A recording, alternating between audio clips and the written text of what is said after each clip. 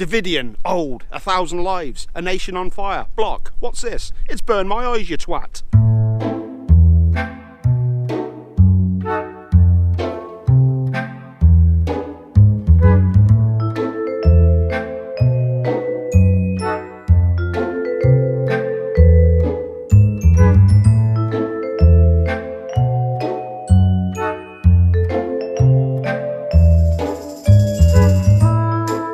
Right, before I get into this review, I'd just like to quickly say a word of thanks to everybody who's subscribed, liked, commented, etc. And I especially like to give a shout out back to YouTuber The Strong Boys 19, who very kindly on one of his latest videos said how much he enjoyed my channel and recommended it to people. So thank you very much. I'll put a link to his channel down below. Check it out, give him some love. To the review! Now, I'm going to waffle on a bit, as I quite often do, so if you want to just skip to the review, just go there.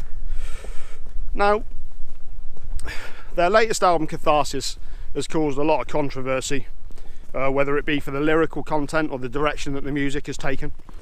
But if there's one album that I think everyone is universally unified, it's Burn My Eyes. What a classic album this is, and rightly so. As debuts go, they don't come much stronger than this. First thing I noticed when I was listening to this album again was just how much the production stands up. I stated in my Sepultura review of Chaos AD that there was something about when music got to the 90s, especially with metal music. A lot of it really still seems to hold up today. A lot of the production techniques got sorted out, and they knew exactly what they were doing, knew exactly how to get things sounding as heavy as hell. I mean, this album came out in 1994. It's currently 2018, and it still sounds fresh, which is in no small part to the production that's done on this album by the fantastic Colin Richardson. He seems to be one of those metal producers who, whenever he's involved, he just makes a heavy song sound even heavier, and stunning work. If you love him that much, why don't you just marry him? As is often the case with a lot of debut albums, it deals with the immediate surroundings of the band. Quite often that's the way before they travel the world through touring and get a broader perspective of things. But this is very much a street album. Growing up in Oakland, California, Rob and the rest of the guys were exposed to a lot of harsh realities. Machine Head was formed in 1992 after Rob Flynn, of course, left his former band Vio-Lence, who were certainly a band a lot of people knew about. They were a popular thrash band. He was in there with what would later on become their Machine Head guitar player Phil Demmel. But he left the band with a desire to do his own thing. I remember reading somewhere as well that his intention was to crush that former band. He didn't want any ties to it. He didn't want them referenced. He didn't want it known that that's the band he was used to be in. It was just straight up, this is Machine Head, this is what I'm doing now. And he wanted to stand or fall on his own merits. I think the first person he got together was Adam Deuce, and soon after they were playing music together, and they recruited Logan Mader on lead guitar and the original drummer Tony Costanza, who they later replaced during the actual recording of Burn My Eyes with the drummer that all of us first knew about in Machine Head, Chris Kontos, who has to be said is a fantastic drummer. Dave McLean is absolutely phenomenal, of course, but you can't take away from Chris's talents, which are displayed all over this album. He does a fantastic job on this album. As with a lot of Rob's lyrics, there's a lot of anger and rage in them. There's a lot of passion. There always is with Rob. That's one thing I've always enjoyed about their music, regardless of the direction they've taken. You know he means it. With all classic albums, there's that authenticity, there's that real meaning.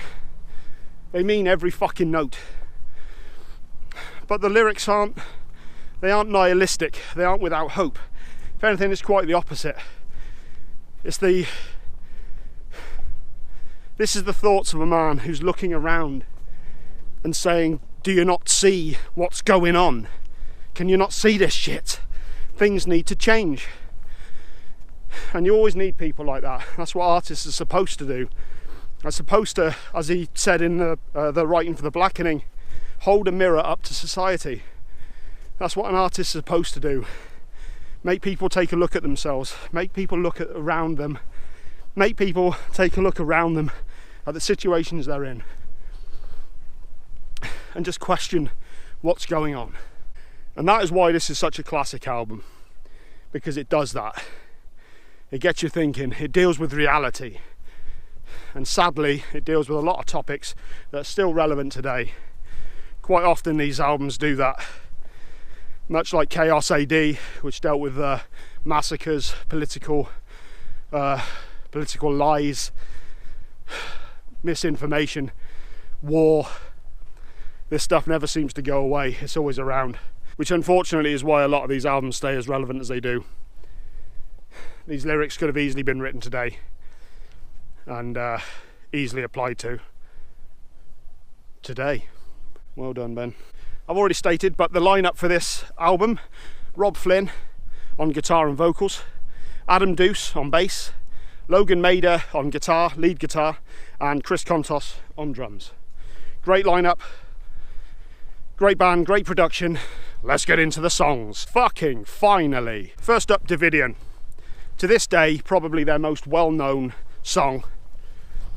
I certainly remember the first time I heard it. I was with my friend Ricky Gooman, and this would have been, I think it was literally the weekend before the album launched. We were watching a TV show that was presented by a guy called Crusher, and the TV show was called Noisy Mothers. Noisy Mothers. I used to watch it every Friday, and Davidian was actually Rob Flynn came on first, doing an introduction for it, saying the band were getting a lot of hype. The new album was about to drop, their debut album was about to drop, and that Davidian was the first track from it, and it went straight into the video, and I was hooked right from the beginning. Opening with those drums from Chris Kontos, those slamming drums that come straight in before going into that crushing riff. I was hooked, absolutely hooked. Loved the video, which in reflection was a total hip-hop video. Rob, of course, wearing cornrows, walking around the streets of Oakland with a pit bull. Very, very hip-hop inspired video. And there's also other hip-hop inspired stuff, such as In Block, for all of those who didn't get the hip-hop references very early on. He's never hidden his love for other forms of music, hip-hop especially. Lyrically speaking, this song was written about the Waco disaster of 1993, which I don't really know enough about to comment too much on. Perhaps I should have researched a bit more about that beforehand, but the name Davidian comes from Branch Davidians. David Koresh was a cult leader, I guess, and formed a Christian group. Well, he formed his own ideals. He became a bit of a cult leader. Certainly seemed a bit dodgy. I don't know enough about it. This song features the classic line, "Let freedom ring with a shotgun blast." And recently Rob announced, whether he has played it or not since then, I don't know, but after the recent shootings in Las Vegas where over 50 people were killed, he stated that he's possibly not going to play this song anymore. Insert shot. Next up we have Old. This is an anti-religion song, I guess. I think quite often with a lot of these songs that are deemed anti-religion, it's not so much the religion that he's taking a swipe at, it's more the profiteers from it. Okay, this song starts out with a spoken word that ends with the line, "If Jesus came down, he'd be shot," before going into that infectious riff that just grabs you right from the beginning. And it's never gotten old. The song's called Old. Yeah, I mean, even all these years later, this riff's still just so infectious. Just makes you want to move. Fantastic riff. Never lost any of its potency. 6,000 years, I am the man in the face of things profane. 6,000 years is the time that I shall reign. 6,000 years, I'm presuming, is a reference to a lot of the what they called creationist theory, who believe that 6,000 years is the time that man shall rule the earth before Jesus returns to rule for 1,000. Even though it's serious subject matter. Whoa. Next up, we have 1,000 Lies. Things slow down on this tune, literally towards the end. 1,000 Lies. This is about being lied to time and time again. I guess it can be applied to personal. It's I'm sure there are elements of people who've lied to him personally, but there's definitely more of a political take on this one. Same old things being told, nothing ever changing. I watched our souls burning over oil, which is a reference to the Gulf War. Again, one of the reasons these albums always stay so relevant. Whenever you're dealing with political themes, war, manipulation, it never stops, it never goes away. Very disheartening in that regard. The outro riff to this never ceases to move me as well, with Rob introducing each repetition of the riff slow to slow down. Oh, so good, such a great song. That's the sort of passion you can expect from Free to Be Who I Be. None But My Own is next, and this one deals very much with physical and mental abuse, perhaps not forgiving or forgetting the acts of an abuser. Dark themes on this song. Really slow song, very menacing. Ends in a real thrash riff that takes us into the close of the song. Very dark song, much like The Rage to Overcome. Again, this is dealing with pain. I mean, it starts out, the lyrics in it, this world does not want me, this world does not care.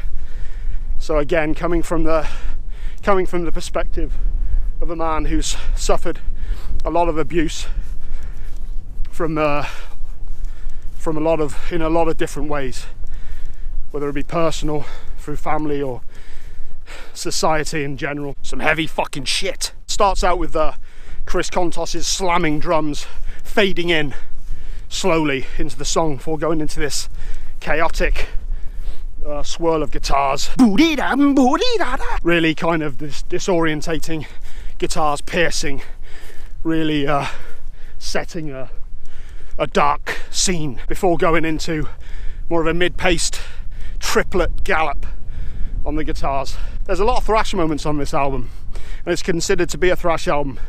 There's certainly a lot of mid-paced and slower riffs on here as well that work incredibly well. Where have I walked to?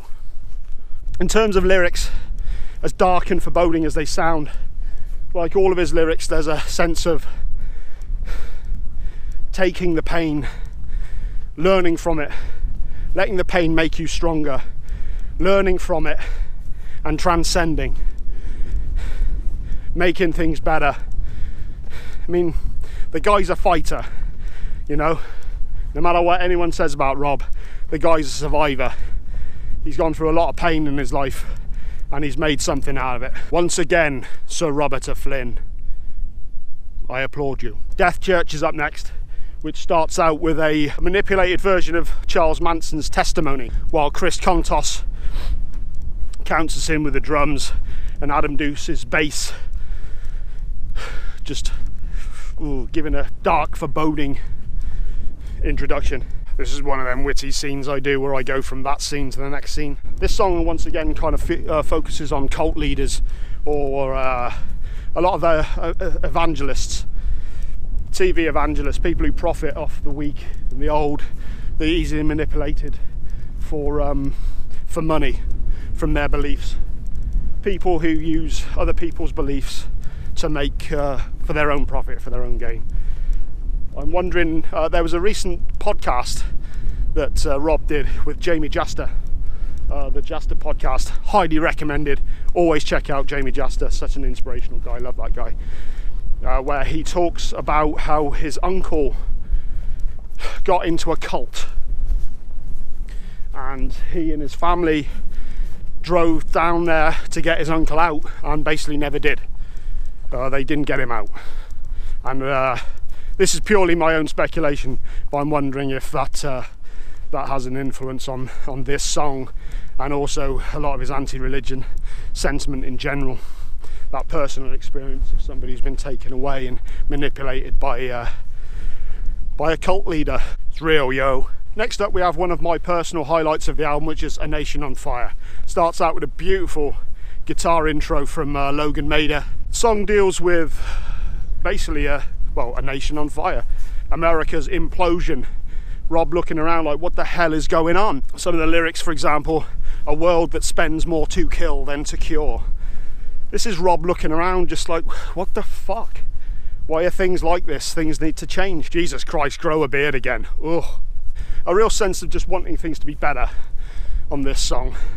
And the thrash outro riff on this always gets me amped. Every time I hear this thrash riff, I just want to move. I just want to get things done. All these years later, still gets my heart pumping. Absolutely phenomenal song. All over the place. Got a lot of dynamics on this song, as you often do with Machine Head songs. My eyes! Considering this is a thrash album, or considered to be a 90s thrash album, there's a lot of peaks and troughs on it. There's a lot of dynamics. There's a lot of changes going on throughout the songs. Got melodic parts, you got thrash riffs, you got slow, chunky, heavy, groovier parts, which is it really takes you on a journey, this album.